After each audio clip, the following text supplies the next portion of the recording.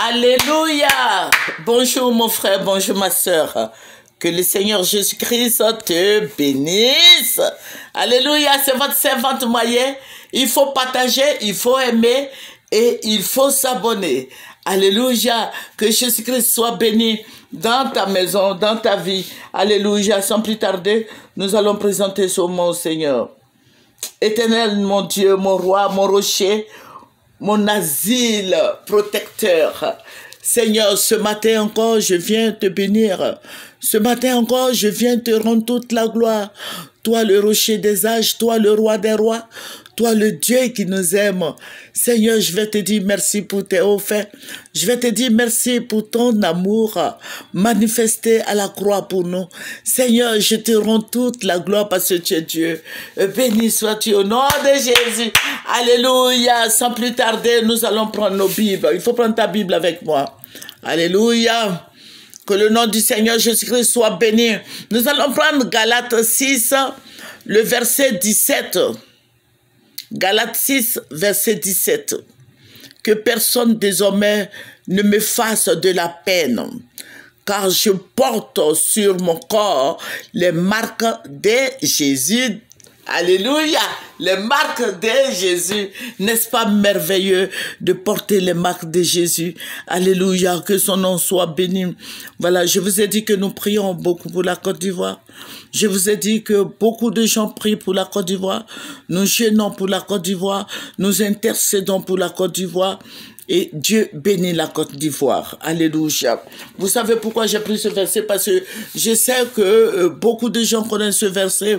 Mais je vais vous dire quelque chose. Vous voyez ce qui s'est passé au pays où il y a eu beaucoup de morts. Il y a eu plus de 80 morts, 85 morts. Voilà. Je vous avais dit de ne pas laisser sortir vos enfants. Parce que ceux-là, ces politiciens-là, ils vont finir par s'entendre. Vous voyez, ils ont fini par s'entendre. Hein? Il n'y a plus d'opposition, il n'y a plus de désobéissance. Vous voyez, malheureusement, les enfants sont sortis, ils ont été tués. Vous voyez comment ça s'est passé. La désobéissance n'existe plus. Et raison pour laquelle je vous ai dit, papa, maman, ne laisse pas ton enfant sortir. Ne laisse pas ton enfant sortir. Ils vont tuer ton enfant et tu n'auras plus d'enfant. Alors, si tu as un seul enfant, il est mort, tu fais quoi? Voilà, comment on le dit. Tu fais comment? Ça veut dire que tu as perdu ton enfant pour rien. Pour rien. Parce que l'opposition même là ne se reconnaît plus. Voilà, on ne reconnaît plus les opposants. On ne reconnaît plus, bon, ceux mêmes qui disent qu'ils ne veulent plus. Ils sont tous ensemble. Et je vous avais prévenu, je vous avais dit qu'ils sont tous des amis. Qui vont finir par s'entendre parce que c'est ce que le Seigneur m'avait dit. Ils se connaissent tous. Est-ce que vous avez vu leurs enfants dedans? Non. Ils ont caché leurs enfants. Et vous avez laissé sortir vos enfants. Et ils les ont matés, ils les ont tués, ils les ont blessés, ils les ont décapités. Vous voyez, désormais, quand le Seigneur vous parle, il faut écouter. Et ça me chagrine, ça me fait mal au cœur de constater tous ces faits. Et puis bon, rien quoi. Rien, je ne dis pas qu'il faut faire le coup d'État ou il faut faire ça. Pourquoi annoncer la désobéissance, faire sortir les Ivoiriens? Voilà, et j'ai mal parce qu'il y a eu mort d'hommes, que ce soit des gens au pouvoir, les détenteurs du pouvoir, que ce soit ceux de l'opposition, ont perdu des gens. Voilà. Donc, désormais, quand on va vous dire de sortir, ne sortez plus les Ivoiriens. Il faut plus sortir. Il faut cacher tes enfants. Ne sortez plus. Ne sortez plus. Vous voyez, ils s'en vont aux élections législatives, là, ils s'en vont. Voilà, ça veut dire qu'il n'y a plus rien. Voilà, ils vont partir, ils vont finir par s'entendre. La fois dernière, le Seigneur vous a dit qu'ils vont finir par s'entendre. Et là, c'est fini ça. Voilà, donc c'est mon coup de cœur. C'est mon coup de cœur parce que je dis, mais pourquoi faire tout ces tapages et faire tuer les enfants des gens comme ça? Et c'est mon coup de cœur, ça me fait mal. Donc je voulais m'exprimer un peu. Je veux dire Yako à toutes ces personnes qui ont été brûlées, à toutes ces personnes qui ont été, aux parents de toutes ces personnes qui ont été décapitées, et tous ceux-là même qui sont blessés à vie. Voilà, ils seront handicapés toute leur vie. Je veux dire Yako à tout le monde. Que Dieu soutienne la Côte d'Ivoire, que Dieu donne la sagesse aux détenteurs du pouvoir et à l'opposition de mettre les enfants des gens à l'écart. Voilà. Parce que vous n'avez pas vos enfants dedans. Et voilà qu'ils ont dépecé les Ivoiriens. Voilà, que le Seigneur vous bénisse. C'est mon cri de cœur. Voilà, et j'ai ça me chagrine, ça me fait mal au cœur. Et donc, je voulais vraiment parler un peu à nos, comment on a dit là, à nos politiciens.